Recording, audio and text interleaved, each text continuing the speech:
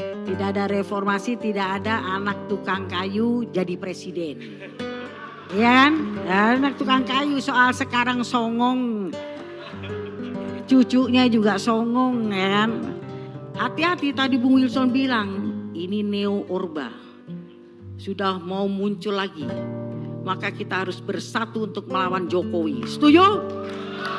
Jangan jalur hukum. Sekarang juga begitu, jangan sebut nama soal nanti ada yang ketelapasan. Jokowi anjing kapitalis, jangan salahin kita.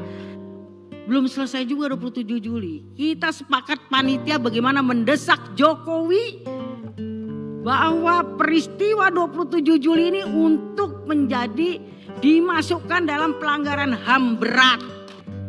Ya, kalau nggak ada reformasi seperti saya tadi bilang, nggak ada lah si Jokowi itu anak tukang kayu bisa jadi presiden. Kayaknya kita udah gregetan banget ya, masih Jokowi kurang ajar ya. Oke, berikutnya Mbak Ning dari pasien ke dokternya nih. Silakan Mbak Ning.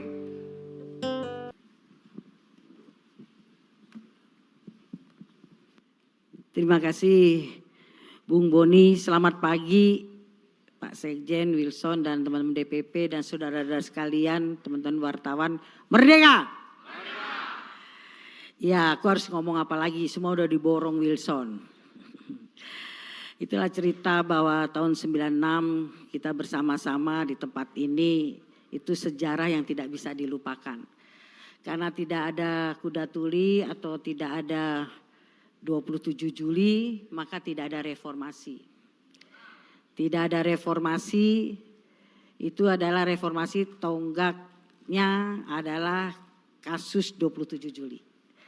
Kalau tidak ada reformasi, tidak ada anak buruh bisa jadi gubernur. Tidak ada reformasi, tidak ada anak petani bisa jadi bupati wali kota. Tidak ada reformasi, tidak ada anak tukang kayu jadi presiden. Ya kan? Anak tukang kayu soal sekarang songong, cucunya juga songong ya kan. Nah itu lain kejadian. Tadi Bung Wilson udah cerita panjang lebar. Tapi itu karena reformasi loh.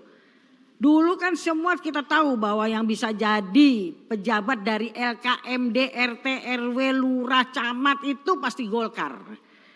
Tapi karena ada terjadi peristiwa 27 Juli, ada reformasi, maka ada satu perubahan yang dahsyat.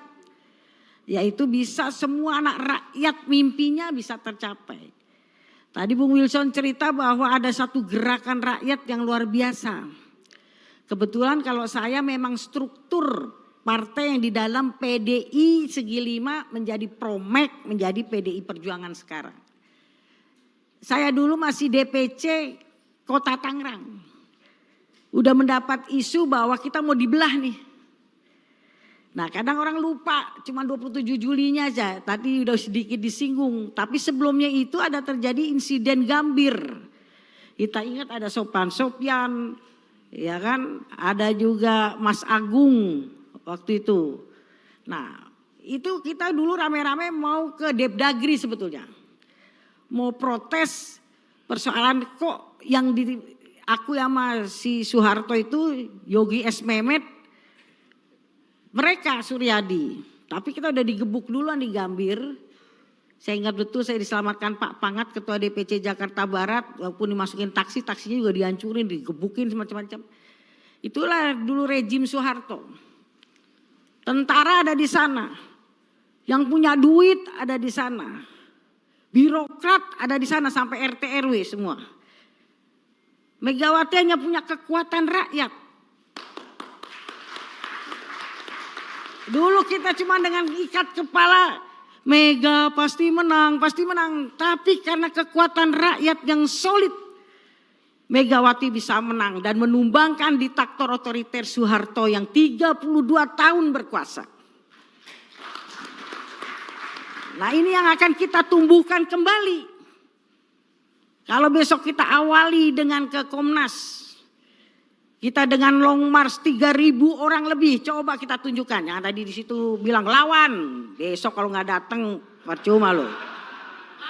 Lawan. Dulu kalau dibilang kau bisa bawa masa berapa? 500. Kalau sekarang bisa berapa? Duitnya dulu berapa? Wah udah kacau. Dulu nggak ada yang punya uang ke sana semua, militer di sana, penguasa di sana, yang punya duit di sana. Tapi karena Mbak Mega punya kekuatan rakyat, dan kalau rakyat bersatu maka tidak dapat dikalahkan. Hati-hati tadi Bung Wilson bilang, ini neo orba sudah mau muncul lagi, maka kita harus bersatu untuk melawan Jokowi. Setuju?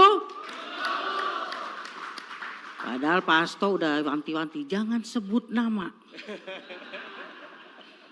Boni, saya, Ibu, jangan sebut nama. Mbak Mega kan dari dulu gitu, udah jalur hukum. Mbak Mega itu orang yang paling santun banget. Kita udah gregetan banget ya kan. Soeharto begini-begini, jangan jalur hukum. Sekarang juga begitu, jangan sebut nama. Soal nanti ada yang ketelepasan. Jokowi anjing kapitalis, jangan salahin kita. Namanya masa ya kan, kita kan biasa aja suka nakal-nakal dikit. Itu ya kan, dari dulu begitu. Kalau nggak ada yang nakal gitu nggak jadi reformasinya ini. Memang masa terpimpin, tapi terpimpin biasa juga ada yang nakal sedikit. Nah teman-teman sekalian, peringatan 27 Juli sekarang ini ke 28 tahun. Saya udah pikir Pak Sekjen besok ini udah ada yang daftar. Yang dulu masih cantik sekarang udah pada peot. Saya ketemu Mbak Ning, ingat dulu kita cipika, aduh pipinya udah mulai lembek. Terus saya tanya yang perempuan-perempuan udah gimana? Gue pakai pampers kalau long march. Bayang udah pada pakai pampers. Besok long march itu Anto Kelutuk udah banyak yang pakai pampers. Belum selesai juga 27 Juli. Kita sepakat panitia bagaimana mendesak Jokowi bahwa peristiwa 27 Juli ini untuk menjadi dimasukkan dalam pelanggaran HAM berat. Kan kemarin itu Jokowi mengumumkan pelanggaran HAM berat itu ada 12. 65, terus Lampung dan lain-lain termasuk Semanggi. Ini tentang 27 Juli nggak masuk pelanggaran HAM berat. Kita akan protes dan berjuang untuk supaya peristiwa 27 Juli masuk dalam pelanggaran HAM berat. Setuju ya Wilson ya? Sangat setuju karena itu teman-teman ini yang ribut antara kita Suryadi, tapi kawan-kawan aktivis Aldera, Pijar, PRD juga dikejar di mana-mana. Ada juga yang kerja jadi pecat, yang punya usaha ditutup, termasuk klinik saya ditutup praktek ujinya, semua jadi ada dampaknya karena 27 Juli. Tapi kita di balik itu juga karena kasus 27 Juli ini terjadi reformasi. Ya, kalau nggak ada reformasi seperti saya tadi bilang, nggak ada lah si Jokowi itu anak tukang kayu bisa jadi presiden. Nah, tidak ada kebebasan pers, dulu pers dibelenggu itu. Ini teman-teman pers, makanya kalau Bu Mega suka marah-marah sama pers, ingat juga tuh, dulu karena kasus 27 Juli itu ada kebebasan pers. Cabut di fungsi ABRI. Sekarang di fungsi ABRI mau dikembalikan lagi. Bahkan lebih binal. Apa tuh, kalau anak binal kan lebih nakal, lebih biadab lah. Kalau kita nanti HP kita disadap, kita ngomong apa, semua si Klutuk ngapain nih, dia nulis apa, ngeri banget. Tapi kita nggak bisa kalau ngelawan sendiri, harus sama-sama. Setuju nggak di sini semua kita lawan bersama nih? Belum semua lu pada ngantuk, setuju nggak? Betul, setuju. Nah, kita harus lawan bersama.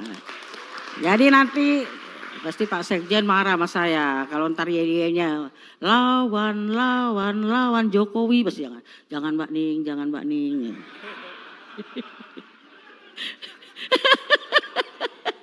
Kayaknya kita udah gregetan banget ya, masih Jokowi kurang ajar emang ada.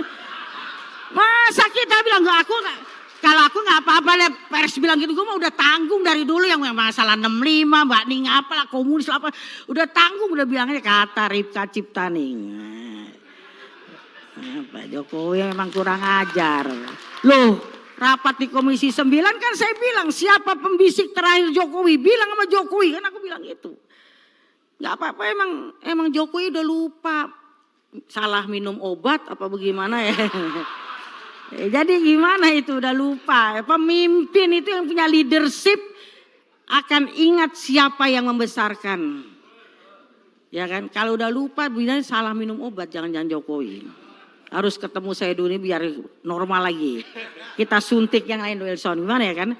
Nah kalau saya gitu aja Boni, nanti Pak Sekjen lah yang panjang lebar. Kalau aku cuma pengen namanya dokter, itu pasti akan memberikan spirit melawan.